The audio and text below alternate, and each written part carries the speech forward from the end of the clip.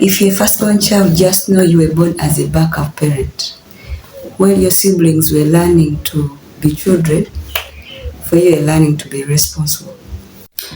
No one asked you if you're ready. Everybody just always reminded you how you were the eldest. Isn't that something to be happy about? You became the unpaid house manager. Every time you could hear statements like, go check on your siblings, help them. Why didn't you see what they were doing?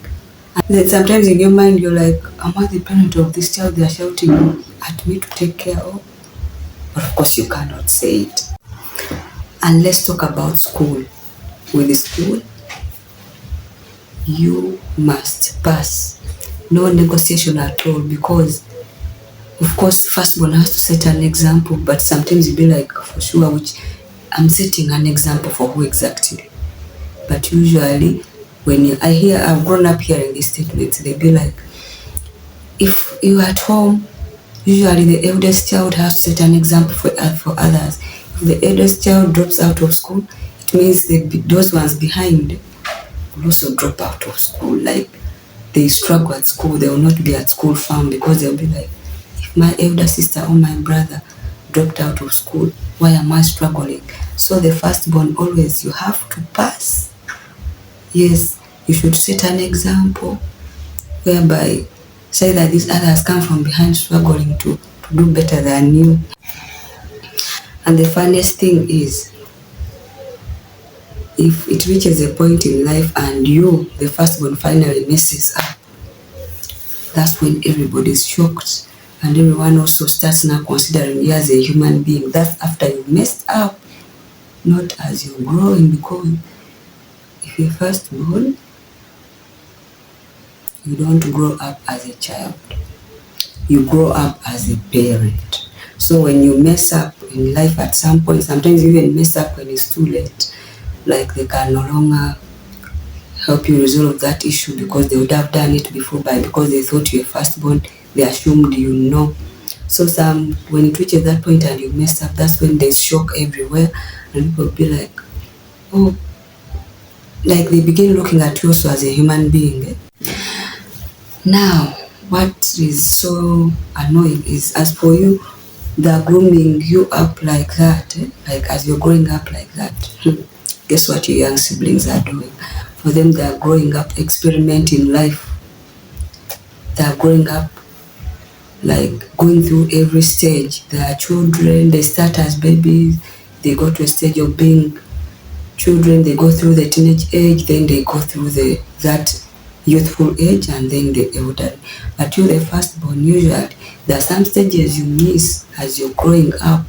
Sometimes you miss being a child, because I don't know whether it is just normal or it's natural that sometimes as you're growing up, it may not be the effect of the parent, but usually it's the way it is when you're the firstborn.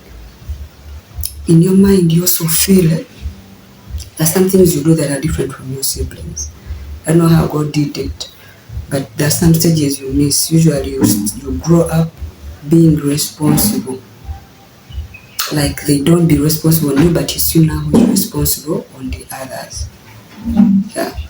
Others are growing up experimenting that these second borns, the middle children, then the youngest. Those ones go through every stage of life, but there are some stages we miss as firstborn, but this doesn't apply to all firstborns.